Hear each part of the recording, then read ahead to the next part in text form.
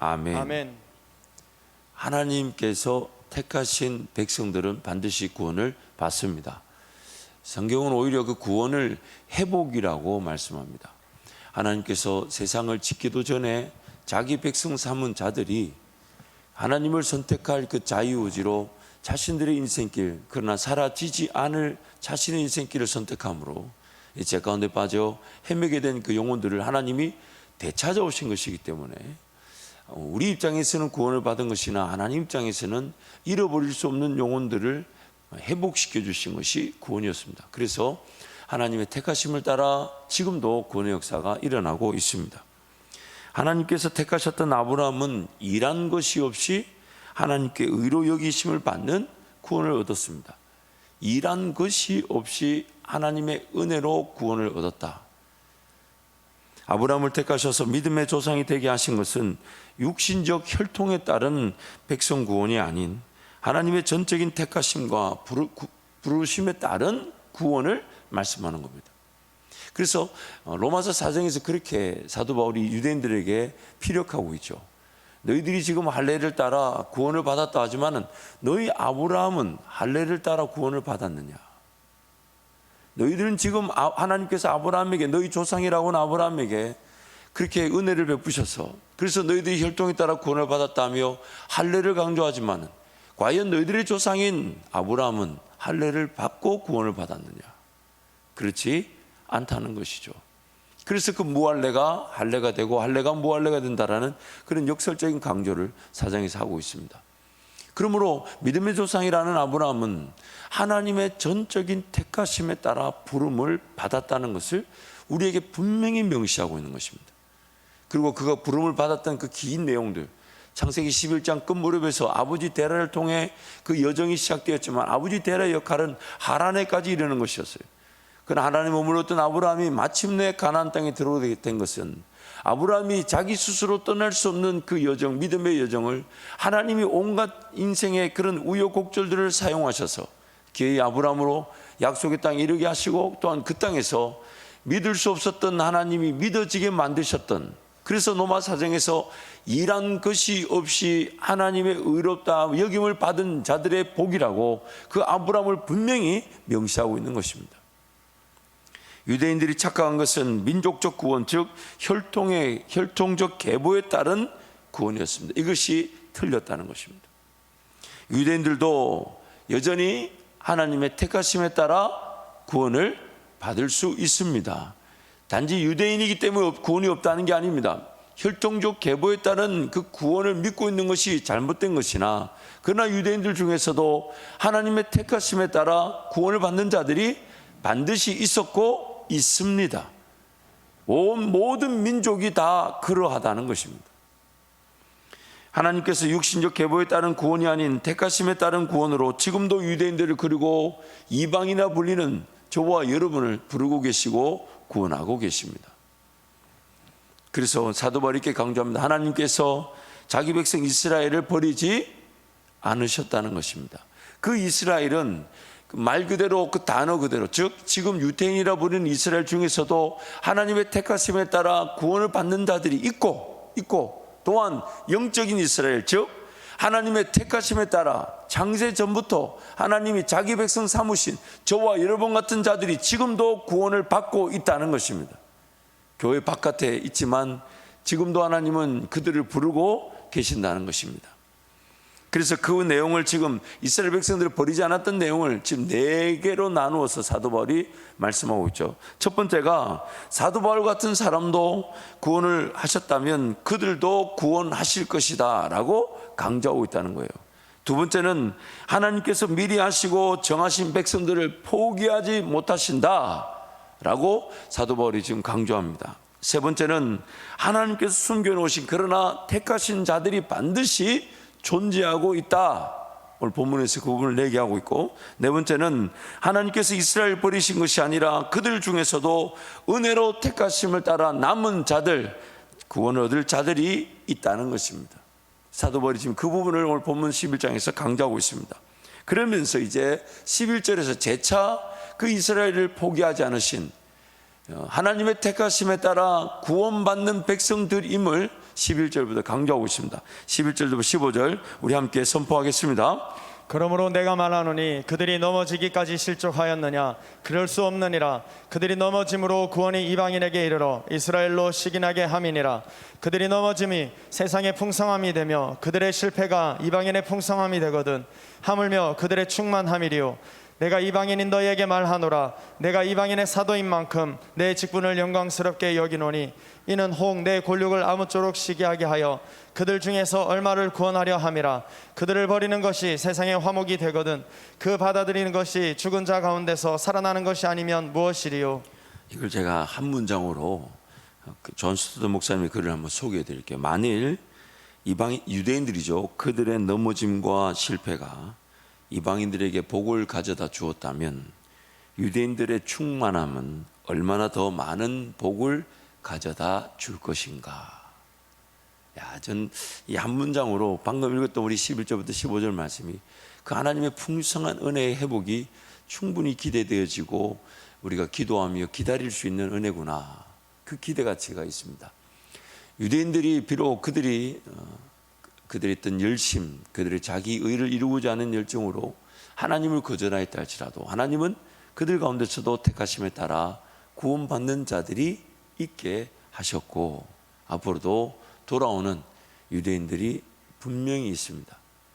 또한 그들이 넘어짐으로 말미암아 즉 그들이 하나님을 하나님밖에 섬기지 못한 것이 오히려 이방인들에게 복음이 전파될 수 있는 기회가 되게 하셨다면 하나님의 그 분명한 때에 유대인들이 어쩌면 더 우리가 상상치도 못했던 엄청난 구원의 수가 돌아올 때에는 그 하나님께서 그 열방 가운데 베푸실 복의 충만함은 더 크지 않겠느냐.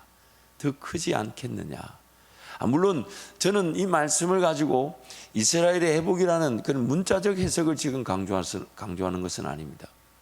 많은 어떤 교회와 또 성도들이 이런 이 말씀 자체를 가지고 이스라엘의 회복 운동이라 그래서 심지어 각 흩어진 이스라엘 유대인들을 이렇게 재정적으로 지원해 줘 가지고 그래서 그걸 알리아 사이라 그러는데 이스라엘로 보내죠. 제가 그 DTS 훈련을 마치고 이스라엘로 단기 선교를 갔을 때 저희들이 첫 주에 했던 사역이 뭐냐면 러시아에서 유대인으로 살다가 이스라엘로 돌아온 사람들을 돕는 사역이었어요. 공교롭게도 저희들이 도왔던 단체가 유태인 단체였습니다. 이 기독교 단체가 아니라 유태인 단체였어요. 물론 그때 제가 우스갯소리를 했던 얘기도 있어요. 마침 그때가 6월절 기간이라 우리가 도시락으로 빵을 사주고 갔더니 세상에 우리가 봉사하러 갔는데 그 누르기들은 빵 들고 왔다고 저 대문 밖에 나가서 먹고 가라더라고요. 그래가지고 봉사하다가 빵도 그 안에 못 들고 오게요. 처음에 빵 들어온 걸 들켜가지고 우리가 뭘 몰랐어요. 뭘 알았나요? 그래서 우리는 도시락 싸가지고 간 건데 혹시 빵 들고 왔냐 물어봐서 들고 왔다고 했더니 대문 밖에 두고 오라더라고요. 그래가지고 도시락을 대문 밖에 두고 들어가서 봉사하다가 밥 먹을 땐 또 대문 밖에 나가가지고 먹고 그 들어와서 이제 봉사를 했는데 그때 섬겼던 그 유태인 단체가 섬겼던 사람들이 누구냐면 러시아에서 이제 유태인으로 살다가 왜냐하면 한때 그 2차 세계대전이죠. 그렇게 유태인들이 핍박을 당해서 이제 흩어졌던 유태인들. 근데 이제 그 유태인들에게 이제 그 우리가 이제 유태인 단체가 식료품들을 이제 포장해서 갖다 주는 그 포장을 도왔는데 그 포장을 돕다 보니까 그 유태인들 러시아에서 살다 오다 보니까 다 이스라엘보다 러시아가 경제적으로 어려우니까 다 경제적 어려운 유태인들만 이제 모여 사는 동네였어요. 근데 그 유태인들 중에 하는 말이 이제 자신들은 러시아에서 살면서 러시아 정교회든 혹은 개신교든 신앙을 갖는 자기네들끼리는 이 메시아닉 주스 그러니까 기독교적 유대인이다 뭐 그런 표현을 쓰면 되겠는데 그 사람들이 제법 많은 수를 차지하고 있었습니다.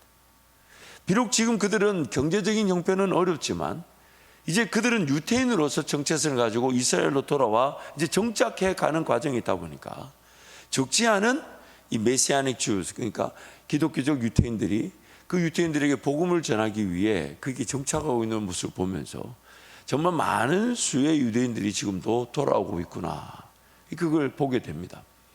하나님께서는 그 유태인들도 분명히 택하심에 따라 구원받을 자들이 있다고 성경이 말씀하고 있습니다. 또한 그들이 자신들의 잘못된 열정과 의로 하나님을 섬기는 데에서 걸려 넘어졌지만 그것이 오히려 이방인들에게 복음이 전파되는 기회가 되게 하셨다면, 하물며 많은 수의 유태인들이 돌아오게 될 때는 더 풍성한 하나님의 은혜가 이 땅 가운데 흘러 넘치지 않겠느냐. 지금 사도 바울이 그 부분을 강조하고 있습니다. 그러면서 비유하기를 16절 말씀인데요, 16절 우리 함께 선포하겠습니다. 제사는 처음 익은 곡식가루가 거룩한즉 떡덩이도 그러하고 뿌리가 거룩한즉 가지도 그러하니라. 제가 권성수 목사님 로마서 강의 내용을 좀 소개하면요, 바울 당시에 구원받는 유대인 남은 자들은 앞으로 구원받을 유대인 전체에 처음 익은 곡식가루입니다. 하나님께서 이미 유대인 남은 자들을 구원하신 것처럼 미래에 더 많은 유대인들을 구원하실 것이라는 뜻입니다. 그러면서 택하심에 따라 구원을 받은 자들의 그런 회복에 대해서 말씀하고 있습니다. 그렇다면 당시 유대인들의 문제는 과연 그들만의 문제일까요? 아니면 오늘 우리에게도 일어날 수 있는 문제일까요? 오늘 그 부분이 중요한 거죠.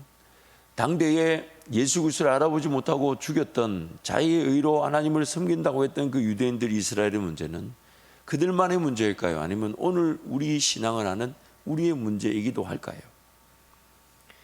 팀 켈러 목사님 내용을 좀 소개하면요, 이스라엘은 하나님의 의를 구했다. 그것도 진지하게 구했다. 하지만 이스라엘은 이것을 그리스도를 통해 하나님의 선물로 받기보다는 자신들의 힘으로 이루려고 힘썼다.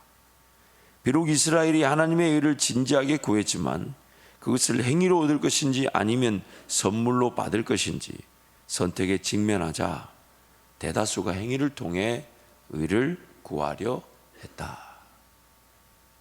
좀 쉽게 적용해 볼까요? 하나님의 은혜, 하나님의 도우심, 하나님의 능력, 하나님의 권세를 여전히 우리도 누리며 살아왔고 또 누리며 살아야 합니다. 우리는 이제 압니다. 하나님의 은혜와 능력이 아니면 삶이 정상적일 수 없다는 걸 압니다. 그리고 이제 그 하나님의 은혜를 오늘도 우리는 구하며 살아가는데, 이스라엘 백성들이 직면한 동일한 선상에 서 있습니다. 그 하나님의 은혜가 선물로 우리에게 주어진다고 하는데, 나는 그래서 선물, 즉 그저 받고자 하나님께 입을 벌리며 하나님을 기다리고 있는지, 아니면 하나님 선물을 받고자 하는 일보다 더 급하게 내 방식대로 살아가고 있는 것은 아닌지. 좀 극단적인 어떤 기준으로 그냥 단편하게 한번 이런 기준을 적용해 보죠. 내 기도는 정말 하나님의 사랑을 느끼며 하나님 그분을 기뻐하는 기도인지, 아니면 마지못해 해야 되는 기도인지, 심지어 마지못해 해야 되는 기도인데도 기도조차 안 되고 있는 것은 아닌지. 그럼 기도는 왜 안 될까요? 사랑의 관계를 누리기 위해, 또 하나님과 소통하기 위해 하나님 음성을 들으며 임재를 맛볼 수 있는 예배이자 나의 기도는 하나님의 은혜의 선물을 그 은혜의 선물답게 받기 위한 유일한 통로일 것인데, 그 기도가 정말 사랑의 관계 속에서 그래서 마치 밀려오는 그 선물에 대한 감사, 이런 거죠. 뭘까? 나에게 주시는 은혜는 뭘까? 나에게는 어떻게 은혜가 주어질까? 그 기대가 우리의 기도 제목 아닐까요? 하나님, 이렇게 기도하면 될까요? 이것이 하나님의 뜻일까요? 이것이 하늘의 뜻이 이 땅에 이루어지는 걸까요? 내 기도 제목으로 그것이 내 입에서 마음의 소원이 선포되기 시작하고 인내로 기도했더니 그 인내하는 기간 동안 느낌이 어떻습니까? 마치 선물을 기다리는 그런 자녀의 마음. 과연 그 선물이 뭘까? 또 어떤 기간은 마치 선물을 포장을 뜯어보는 듯한 그런 시간도 있을 수 있겠죠. 정말 하나님이 은혜를 베푸신 걸까? 하나님 나와 함께 하신 거 맞을까? 그렇게 기도되어지게 하셨던 것이 하나님 어느 때 이루어 주실까? 언제 이루어 주실까? 어떻게 나타날까?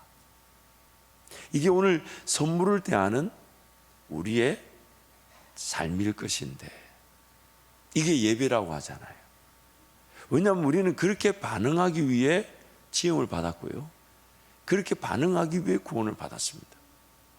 안타까운 것은 죄라는 것이 여전히 기승을 부리면서 우리를 넘어뜨려 하다 보니까 그 하나님의 은혜의 선물을 은혜의 선물답게 기다리지 못하게 하고 사모하지 못하게 하고 기어이 유대인들처럼 내가 뭔가 행해야 되고 내가 뭔가 일해야 되고 내가 뭔가 땀 흘려야 되고 내가 수고해야 되고 내가 물론 어느 순간 그 주님과의 사랑의 관계가 정말 주님께 기꺼이 모든 걸 내어드리면서 땀을 흘릴 때가 있고 수고할 때가 있고 헌신할 때가 있고 희생할 때가 있습니다.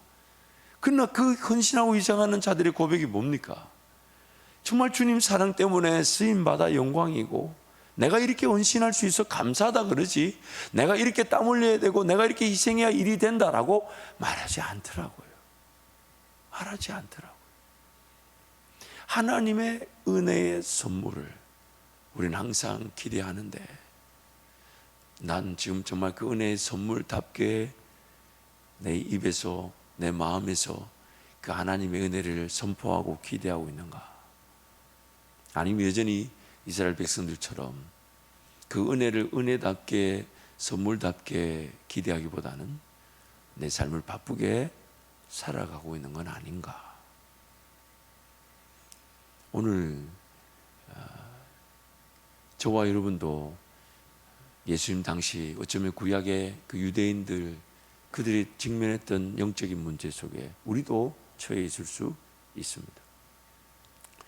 아마 어제 잠언 묵상을 들으신 분들이 있는데 어제 잠언 묵상이 그래도 하나님 큰 은혜가 있었던 것 같아요. 몇몇 분이 제게 이렇게 반응을 감사의 표시해 주셔서 너무 감사한데 어제 잠언 묵상이 그런 내용을 나눴었습니다. 블레셋에 빼앗겼던 괴가 하나님의 법궤가 베세메스를 향하는 암소를 통해 이스라엘로 돌아왔죠. 근데 그 돌아왔던 괴가 처음에는 아비나답의 집에 가 있었습니다. 당시 사울 왕 치세 때에 하나님의 법궤에 대해 관심이 없었던 거죠. 그 아비나답의 집에서 20년을 지냈습니다. 근데 이제 다윗이 왕이 되면서 하나님의 법궤를 옮기려고 했을 때 그래서 좋은 수레, 새 그리고 한 번도 그 수레를 끌어보지 못한 소를 준비하고 3만 명을 동원해가지고 근데 우리가 잘 아는 대로 괴는 레위 사람, 즉 사람이 매야 되는 것인데 소가 끌어서 되는 일이 아니죠. 그런데 그 소를 끌려고 하니 소가 난리치죠. 소가 감당할 수 있는 일이 아니니까요. 그 괴가 넘어지려고 하니까 그 괴를 지키려고 우사가 손을 댔다가 그 자리에서 즉사하고 맙니다. 다윗이 두려워서 괴를 가지고 옮겨가기가 두려워서 아마 가까운 오벳 에돔의 집에 보내겠죠. 근데 오벳 에돔이 불과 성경이 이렇게 말합니다. 3개월밖에 있지 않았다는데 얼마나 복을 받았는지 다윗이 오벳 에돔의 집에 복을 받았다는 소문을 듣고 다시 괴를 가지러 오지 않습니까? 그러면 한번 비교해 봐야 되죠. 아비나답의 집에 20년 있었을 때는 아무 일이 일어나지 않았어요. 또 오벳 에돔의 집에는 불과 3개월밖에 있지 않았어요. 근데 하나님이 엄청난 복을 주셨는데 그 복이 얼마나 소문이 났든지 다윗이 그 괴를 찾으러 올 정도니까 무서워서 맡겨놨던 괴를 찾으러 올 정도였으니까 아비나답의 집에 20년은 어떤 관계 속에서 있었던 걸까요? 여러분 이게 오늘 우리에게 도전이지 않습니까? 어딘가는 3개월 머물면서 하나님이 엄청난 복을 받았다는데 어딘가는 20년을 머물고 있는데 아무런 은혜가 없다. 정말 두렵지 않습니까? 우리 신앙이 충분히 아비나답의 집에 20년 정말 이해되지 않아야 되는데 이해가 되는 게 너무 안타깝지 않습니까? 하나님 은혜를 나도 모르는 사이에 내 열심과 내 수고와 내 헌신으로 이루고 얻으려고 하고 있을 수 있습니다. 그래서 5절부터 7절 말씀 우리 함께 선포하겠습니다. 그런즉 이와 같이 지금도 은혜로 택하심을 따라 남은 자가 있느니라. 만일 은혜로 된 것이면 행위로 말미암지 않음이니 그렇지 않으면 은혜가 은혜되지 못하느니라. 그런즉 어떠하냐? 이스라엘이 구하는 그것을 얻지 못하고 오직 택하심을 입은 자가 얻었고 그 남은 자들은 운운하여졌느니라. 신앙의 위기는 예수 그리스도를 영접하지 못하는 불신앙도 위기이지만 예수 그리스도를 따른다고 하면서 자기 의와 실력으로 하나님을 거절하고 있을 수 있다는 것입니다. 선물로 주시는 은혜를 선물답게 여기지 못하고 내가 뭔가 해야만 한다는 것으로 하나님 은혜를 구하고 누린다고 착각하고 있을 수 있다는 것입니다.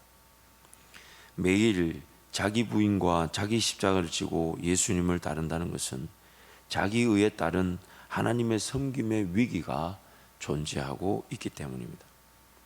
더욱 경각심을 가지게 되는 이유는 만약 오직 믿음으로 주님을 섬기는 것이 아니라면 우둔함과 어리석음에 빠지게 된다는 것입니다. 7절부터 10절 말씀 함께 선포하겠습니다. 그런즉 어떠하냐 이스라엘이 구하는 것을 얻지 못하고 오직 택하심을 입은 자가 얻었고 그 남은 자들은 우둔하여졌느니라. 기록된 바 하나님이 오늘까지 그들에게 혼미한 심령과 보지 못할 눈과 듣지 못할 귀를 주셨다 함과 같으니라.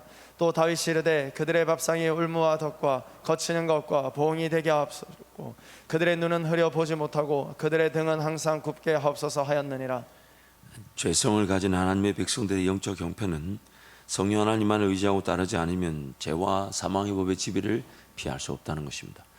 이거는 구원받지 않은 자들만의 얘기가 아니라 구원을 받았다 하는 저와 여러분의 얘기입니다. 하나님의 사랑이 거절된 백성들은 자기 스스로 완악해져 버린다는 것이 두려움입니다.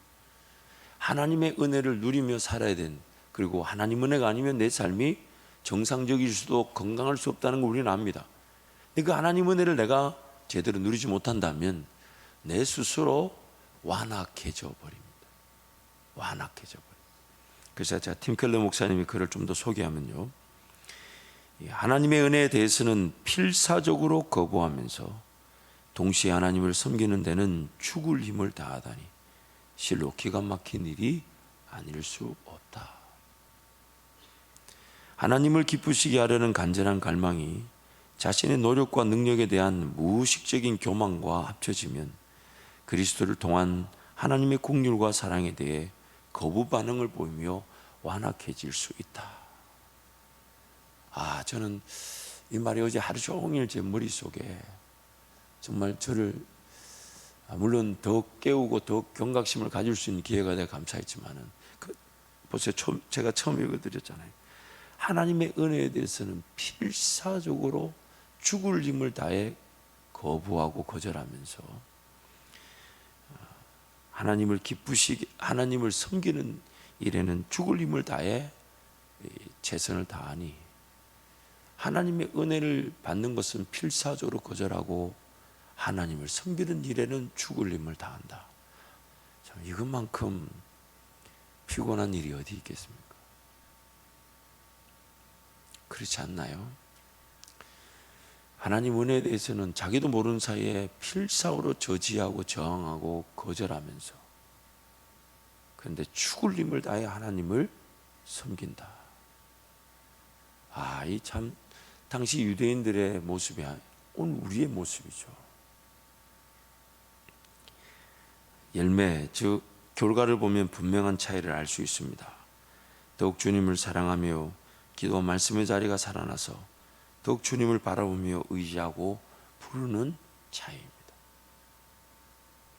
여러분, 이런 그리스도인들이 많지 않다 그렇게 말할 수 있어도 한 명이라도 있다면요, 정말 어제보다 오늘, 오늘보다 내일 그 주님의 사랑의 감격에 그저 기도하러 올 수 있는 게 행복한 줄 알고 기도의 자리에 발걸음을 옮기는 것만 해도 즐겁고 흥이 나고 신이 나고, 그래서 주님이 나보다 먼저 나를 기다리고 계신다라는 그 설레임으로 그 기도를 맛보는 이가 있다면요, 그 사람만이 누려야 될 은혜일까요? 아니면 우리 모두가 반드시 누려야 될 은혜일까요?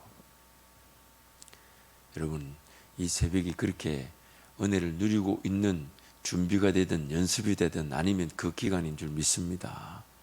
그리고 그 사모함으로 살아가다 보면 어느 날도 주님 그 나를 기다려 주시고 나를 만져 주시고 나에게 음성을 주시는 주님께 새벽을 깨우는 줄 알았더니 그토록 기다리던 주님을 면대면으로 만나는 행복한 날이 될 것입니다. 행복한 날이 될 것입니다. 그래서 성경은 오늘 본문에서 우리가 좀 도전받을 내용은요, 하나님의 택하심을 따라 구원 얻는 남은 자들은 항상 있다는 겁니다. 항상 있다는 겁니다. 2절부터 5절 말씀 우리 함께 선포하겠습니다. 하나님이 그 미리 아신 자기 백성을 버리지 아니하셨나니 너희가 성경에 엘리야를 가리켜 말한 것을 알지 못하느냐. 그가 이스라엘을 하나님께 고발하되 주여 그들이 주의 선지자들을 죽였으며 주의 제단들을 헐어버렸고 나만 남았는데 내 목숨도 쳤나이다 하니 그에게 하신 대답이 무엇이냐. 내가 나를 위하여 바알에게 무릎을 꿇지 아니한 사람 7,000명을 남겨두었다 하셨으니 그런즉 이와 같이 지금도 은혜로 택하심을 따라 남은 자가 있느니라. 아멘. 홀로 남겨진 듯 느껴졌던 엘리야에게 하나님께서는 하나님의 택하심에 따라 남겨진 자들 7,000명이 있다고 말씀하셨습니다. 지금 이 순간에도 그렇게 하나님의 은혜의 택하심에 따라 남겨진 자들이 오직 예수 이름만을 부르며 그분을 찾고 전하도록 세워지고 있습니다. 우리의 신앙의 도전은 나는 과연 하나님의 택하심에 부르심에 따라 남겨진 자로서 하나님을 예배하고 있는가 하는 것입니다. 좀 더 쉽게 적용해 보겠습니다. 안 된다, 어렵다, 힘든다 할 때에 그럼에도 불구하고 하나님의 엘리야와 같은 사람들 혹은 숨겨진 7,000명들을 준비해 두고 계셨다면 그럼 나도 그 택하심에 따라 부름을 받은 남겨진 자인가? 그럼 결국 반응, 즉 결과를 보면, 열매를 보면 그것이 분명히 드러나겠죠. 사람이 없어, 힘들어, 어려워, 안 돼 라고 말하면서 나도 안 된다고 안 되는 쪽에 서 있다면 그 결과가 결국 지금 이 시에도 하나님이 세우시는 사람 중에 나는 아닌가 보다, 아니다고 자처하게 되는 거겠죠. 그러나 지금 어렵다 하고 안 된다 하고 힘든다 해도 하나님이 그 가운데서도 택하심에 따라 불러 남은 자들을 세우셔서 하나님의 은혜를 전하게 하실 것이라면 하나님, 제가 그 사람이 되기를 원합니다. 왜냐하면 어떤 자질이나 자격을 논해서 되는 일이 아니라 그냥 하나님이 불러주신다면 그것이면 충분하기 때문에 하나님, 제가 그 남은 자가 되기를 원합니다. 평생에 그 남은 자로 살기를 원합니다. 세상살이가 힘들어, 지금 신앙이 어렵다 할 때 지금 세상살이에 좀 더 먹고 마시고 있는 거 그거부터 먼저 고려해야 된다고, 내가 지금 맡은 일 이거 잘 처리해야 된다며, 지금 어려우니까, 지금 힘드니까 지금 이렇게 살아야 된다고 모든 사람이 다 그렇게 말해도, 그러나 하나님 그 가운데서도 반드시 엘리야 같은 사람, 노아 같은 사람, 그 한 사람을 세우셔서 그 자질이나 자격이 아닌 하나님이 불러주시면 그것이면 충분한 줄 알아서 그 한 사람이 세워질 것이라면 하나님, 제가 그 남은 자로 세워지기를 원합니다. 하나님, 우리 교회가 그 남은 자의 교회로 세워지기를 원합니다. 세상이 모두가 안 된다 할 때, 맞습니다. 하나님, 세상이 안 된다는 그것이 항상 그래왔고 세상은 항상 어렵다 하지만은 그러나 그 가운데서도 하나님은 은혜로 택하신 자들을, 남겨진 자들을 준비해 놓으셨다가 세워주신다 하실 때에 하나님, 제가, 우리 교회 성도들이, 그리고 우리 교회가 그 남은 자로 세움을 받아 하나님의 뜻을 전하고 하나님의 능력을 자랑하고 세상이 어렵다 안 된다는 그곳에 하나님의 그 은혜를 드러내는 성도와 교회가 되기를 원합니다. 그것이 바로 남겨진 자들의 고백인 것입니다. 남겨진 자들의 고백인 것입니다. 남은 자들의 고백인 것입니다. 잊지 마세요, 여러분. 모든 나무가 쓰러진 듯 보이고 열매를 맺지 않는 듯 보여도 하나님은 나무가 베어진 그 그루터기에서부터 은혜의 역사를 펼치신다고 약속하셨던 일이 지금 우리를 통해 이루어졌고 또한 앞으로도 이루어지게 될 것입니다. 남은 자들로 반응하십시다. 남겨진 자들처럼 고백하십시다. 남은 자들처럼 하나님께 매달리십시다. 어렵다, 힘들다, 세상은 항상 어려웠어요. 세상은 항상 힘들었어요. 안 된다, 갈 길을 모른다는 게 세상이었어요. 그럼 그 가운데 우리도 모른다 할 겁니까? 우리도 힘들다 할 겁니까? 우리도 어렵다 할 겁니까? 우리도 안 된다 할 겁니까? 우리 스스로가 그렇게 세상 속에 파묻혀 유대인들처럼 살아갈 것이 아니라 안 된다 어렵다 할 때에 하나님 그 가운데서도 은혜로 부르신 자들을 세우실 때에 그 택하신 자들을 통해 은혜 역사를 펼치실 거니까 하나님 제가 그 남겨진 자로 남은 자로 서 있기를 원합니다. 그렇게 기도하기를 원합니다. 그런 마음으로 이 새벽을 깨우며 쓰임받는 우리 모든 성도 여러분 가정과 일터와 자녀들 또한 우리 한밭 제일회가 이미 된 줄 믿습니다. 우리 찬송하겠습니다.